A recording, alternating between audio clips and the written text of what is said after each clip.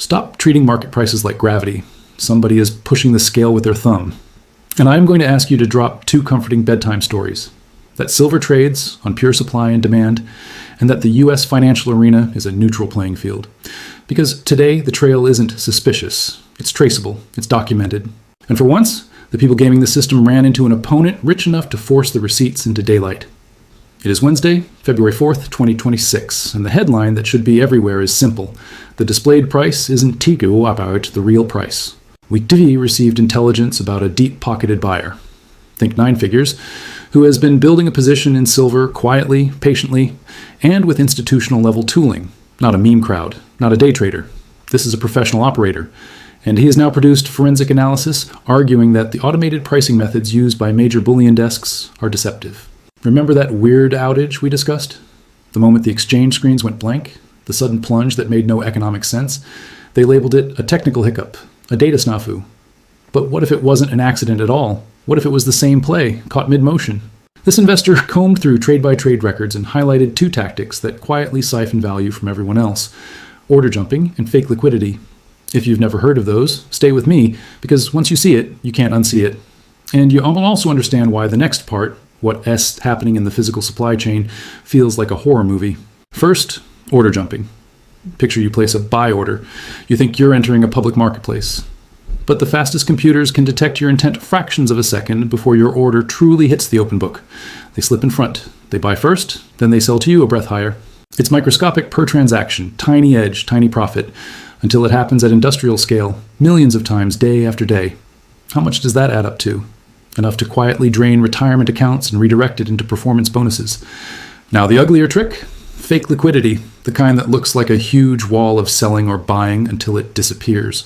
A giant order appears on the screen, big enough to spook everyone watching. Traders react, algorithms react, price buckles, and then the order vanishes before it can be filled, because it was never meant to trade. It was meant to steer you. It is like someone pulling a fire alarm just to get a clear shot at the cash drawer. For years, people who pointed at this were mocked, called paranoid, told to trust the market. But now the whispers aren't coming from internet forums. They're coming from inside the system. There are reports of a settlement number floating around, something like $1 billion penalty. And here's the insult. If they extracted 10 times that by shaving and steering price discovery, then a fine isn't punishment. It's a membership fee. It's the house taking a cut and letting the game continue. So why would evidence surface now? Why would this be the moment? Because the manipulation has started colliding with the real world. You can squash a paper quote indefinitely. You can't squash chemistry, you can't squeeze physics. Hold the price down long enough and miners stop expanding, projects get shelved, refineries run thinner, you end up with a brittle supply chain, and the people who benefited from the suppression wake up to a new fear. The system they controlled is becoming empty. Here's the image. They've been forcing a float under the surface for so long that the pressure keeps building. Eventually, the float doesn't just pop up, it rockets. Or worse, it ruptures the pool. And while high-frequency strategies flicker in New York, the inventory in the real world is being scraped to the bone. A chart can lie, atoms can't. We got confirmation from the place you'd least expect to hear it, Switzerland. If you want to measure how real the paper price is, Donity stare at a ticker. Look at the country that refines and stores the world S metal. If anyone has supply, it's there. Which is why what we heard next matters a lot. Switzerland is the metal workshop of the wealthy. It's where bullion gets refined, standardized, stamped, and tucked away for decades. So when a senior executive at a major Swiss physical dealer goes on record and says, "We have no silver available," that isn't a normal shortage story. He didn't say low inventory. He didn't say shipping delay. He said none. And he clarified they've been unable to secure meaningful physical deliveries for weeks. Think about that contradiction. Your screen shows a tradable quote, say $86, implying you can get supply at that level. But one of the biggest nodes in the global physical network says they can T-source it at all. What does that tell you? It tells you the market is split in two, the digital layer and the physical layer. One says abundance, the other says scarcity. And it also suggests something else. That recent price slam wasn't a random move. It likely had a purpose, to shake loose bars by scaring holders into selling. The old tactic, smash the quote, trigger fear, harvest metal. But this time, it didn't work. People didn't dump. Instead, the lower number acted like a sale sign in a store with empty shelves. Demand surged into a shortage. Now zoom out to Europe. If Switzerland can't source supply, then manufacturers who rely on that refining ecosystem start to hit constraints. You can't run modern industry on promises and contracts. You need material input, cars, turbines, aerospace, electronics. None of it runs on a futures statement. It runs on inventory. And if the refining hub is dry, that dryness spreads. So where did the metal go? It didn't evaporate. It went to the players who stopped treating silver like a trade and started treating it like a strategic necessity. And to see the panic in motion, you don't need an Alpine vault tour. You can watch the ledger in New York. Because as the Swiss channel tightens, the American vault system is seeing something that looks like a bank run, except the customers are demanding metal, not cash. Let's go straight to the numbers from the first 96 hours of February. You need one piece of context. February is usually quiet for silver deliveries, not a marquee delivery month. Typically, you'd expect low notices, low urgency, low drama. But this week, the quiet month turned into a stampede. In the first 4 days, 2,155 delivery notices hit. Read that again, 2,155. Each contract represents 5,000 ounces. Multiply it out, and you get 14,175,000 ounces requested for near immediate delivery in 4 days, during a month when almost nobody should be taking delivery at scale. Is that normal hedging behavior? Or does it look like someone intentionally stressing the system? Now for the detail that makes the story downright eerie. Answer: new entrants showed up in early February, bought contracts, and almost immediately exercised them for delivery.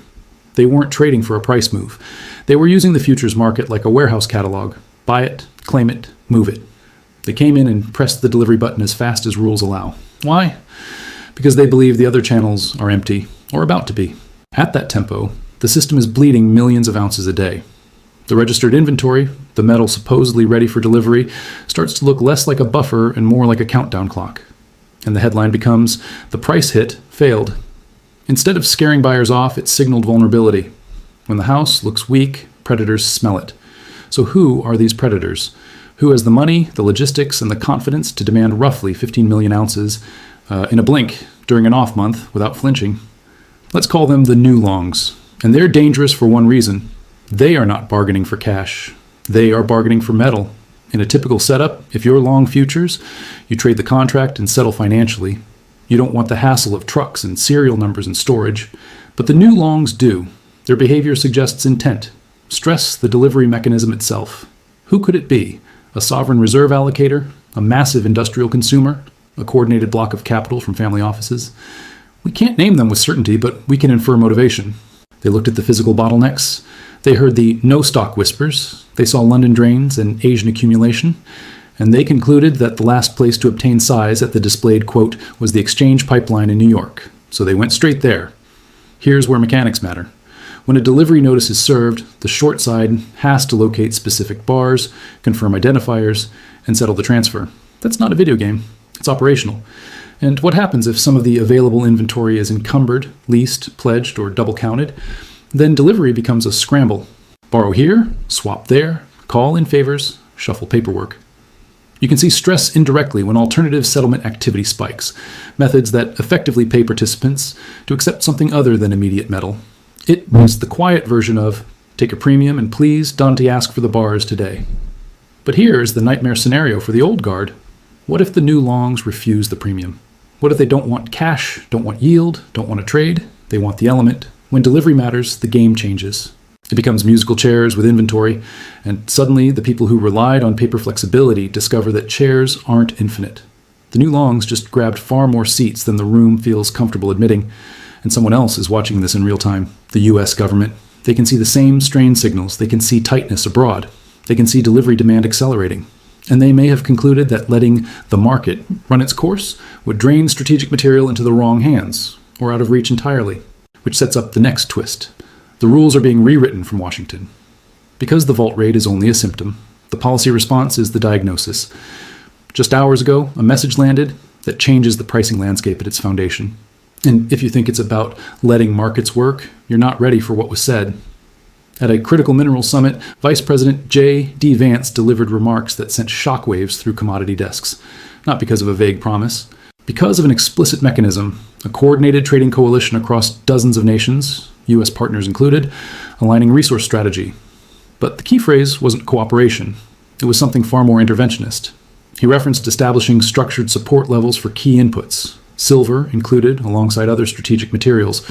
In plain English, a government-backed minimum price zone. A backstop. If the market is driven below sustainable production economics, The coalition becomes a standing buyer. That is not laissez-faire. That is policy-engineered price defense. Why would they do it? Why abandon the old posture? Because they finally recognize that cheap can be fatal.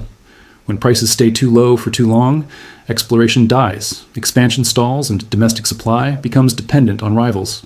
Every artificial downtick becomes a discount for foreign stockpiles. The suppression stops being a trading trick and becomes a national security liability. So the pivot is here: security over optics, supply resilience over banker convenience. And that means the old playbook: push the paper price down, shake weak hands, restock the vault, runs into a new opponent with deeper pockets than any desk on earth. What happens when a short seller meets a buyer with a printing press and a mandate? Think about the asymmetry. If a large bank tries to lean on the quote and a coalition has a standing bid at a higher threshold, the push-down trade becomes dangerous. You can spoof sentiment, you can flash liquidity, you can front-run flow, but you cannot outlast a buyer that treats the commodity as strategic inventory. And zoom out again to what silver is used for: grid-scale electrification, electronics, defense systems, medical applications, advanced manufacturing. Once policymakers classify a resource as critical, it stops trading like a toy and starts trading like insurance. The free part of the market becomes conditional. So what does all of this mean for you watching at home? It means the era of easy downside narratives gets weaker when a policy floor is forming. It means volatility can still exist, but the risk profile changes when the biggest buyer is not profit motivated. And it means the gap between the screen price and the street price can widen fast when physical channels are already stressed.